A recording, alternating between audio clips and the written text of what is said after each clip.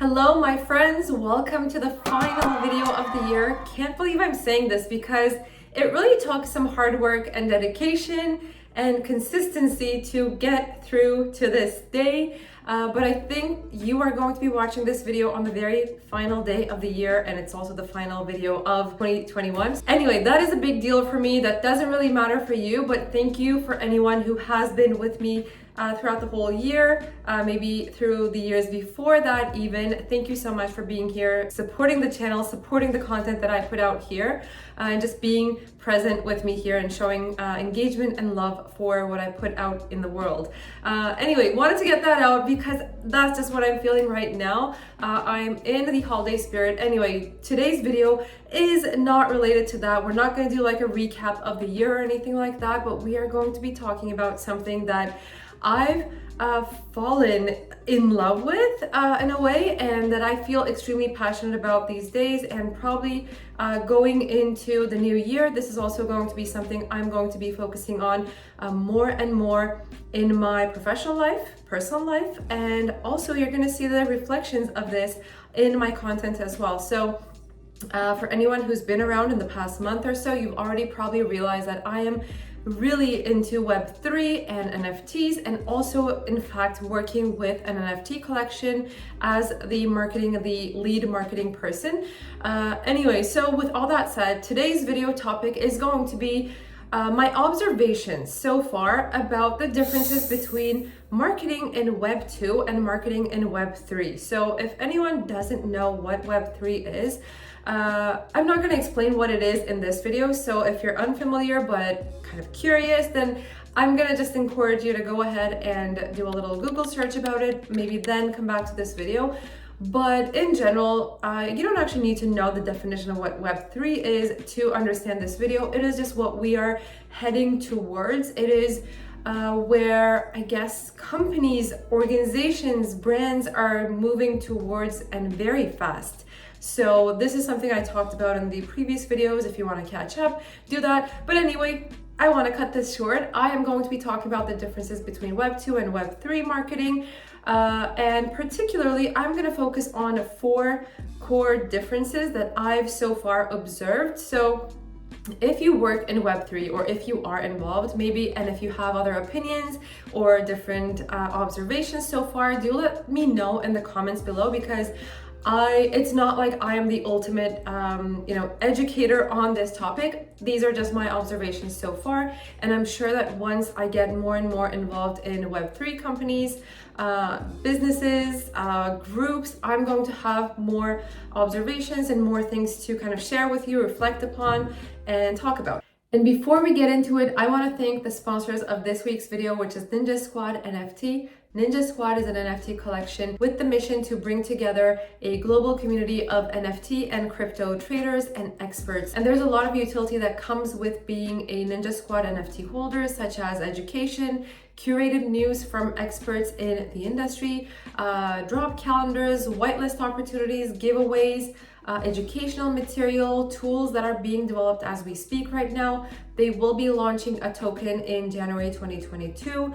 And there is so much more that is coming up in the new year. So if you're interested, check them out on Twitter, check them out on their website. And I'd also suggest joining the Discord server to get a better feel of the community, the vibe, ask around some questions, get a better understanding of the utilities and what it's like to be an alpha member, an NFT holder in the Ninja Squad community. And with that said, thank you to our sponsors. And now let's get back to regular programming. Number one thing, yes, you have to focus on the community element so much more than how you did in Web2, and that is very important because it gives you the opportunity to have a very real-time and kind of continuous feedback loop, if I may say. So you regularly get feedback, you regularly get input from the people that support you, that are your customers, that are members of your group or organization.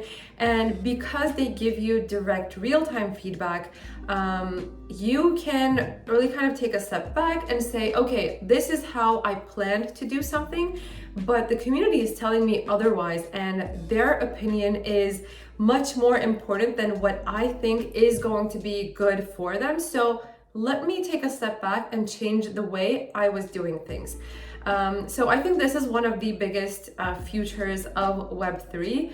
And with DAOs and NFT collections, this is so far, I mean, this is my experience with these, is the extreme focus on community, really putting an emphasis on that one-on-one, like direct communication path, and opening up that path, because you're only able to keep your members and the community strong if you are open to that feedback and you are progressive about the things that you are making about your organization. Okay, next thing on my list is spontaneity. I have to mention this because although it's not like a marketing future, it really impacts how you do marketing in Web3. So let's think about it this way. In marketing, we usually have calendars, we usually have templates. And if you know me from the very old videos, you know that I have lots of templates for different purposes in marketing, for different kind of strategy elements. I have templates. And so my experience so far was that when you have templates, it gives you the ground to be more organized and to always kind of be on top of the things that are coming up, and also just be more planned in general. But that's not really how things work in Web3, because there is this like real-time element. So it is, I guess, you are more reactive and you are more in the moment, in the present, when it comes to sharing content, creating content, I don't know, retweeting something on social media, for example. It really happens much faster, so you can't necessarily plan ahead for the next quarter, for the next like half year. So this is very different for those of you who work in like large organizations, large corporate companies, or with big brands, where things are pretty much planned ahead almost for the full year, right? You set the goal like even before the beginning of the year. So right now, maybe end of year, you already set the goals for the next year, and you already know like what you want to achieve. And you probably already have like campaigns, deadlines, and those kinds of things like already scheduled for the next year. But in Web3, that's really not possible, or at least, again, to my experience, right? This is what I've been doing so far. None of the planning, the organization, the scheduling, those things have not worked so far with where I stand, or from I stand. That is how I see it. You really have to be present in the moment, and you have to be kind of observant of what is going on at that moment. Something that your community members share, something that happens in the industry in general, you have to react to it, and that kind of thing. So it really doesn't happen according to a plan. And also referring to the point one of, getting that community feedback and then being progressive about changing your roadmap, changing elements about the utility or the product that you're building, whatever it may be. Again, and even in that case, we said that, you have to be progressive, you have to be listening and making changes. So these are all connected, actually. Which brings me to the third point that I wrote on my green post-it right there, is unlearn the playbooks. This is a big kind of tip. Like, it's not the difference, it's just the tip that I wanted to give you. And this is pretty much connected to the number 2 point that I made.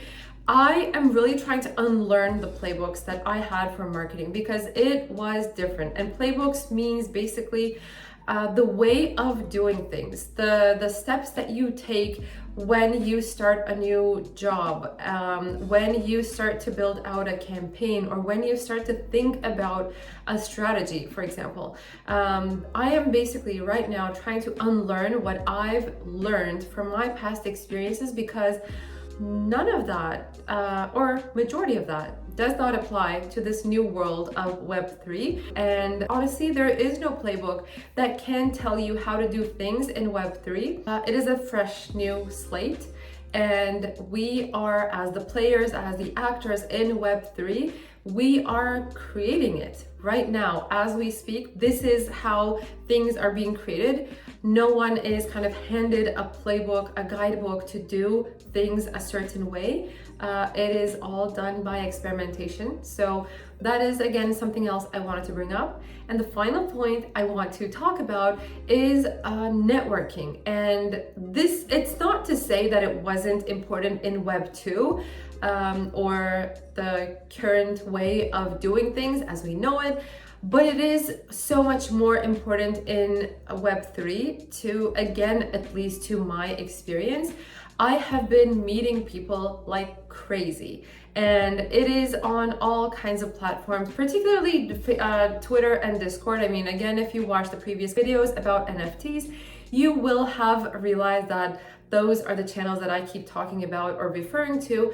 But the more people you get to know that are players in Web3, the better you can position yourself and the better you can position what you are doing. So this has become like a crucial activity that I do every single day because I know the value that it brings to me. So I'm really, carving out some time every single day to meet people, to at least connect with them on a commenting level or engagement level with their content. If not, if I can do more, if it's really something I want to connect with, then I make sure to send a DM to, follow what they're doing in Discord, which service they're present in, etc. So anyway, so the point that I wanted to make is that networking, meeting people, understanding what they do, how you can bring value to what they do and how they can bring value to what you do is something that you need to pay attention to and keep in mind.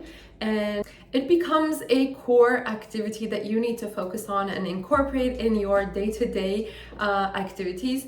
Yeah, that is all I wanted to say. Those are the four key things I wanted to point out about my observations of the differences between Web 2 and Web 3.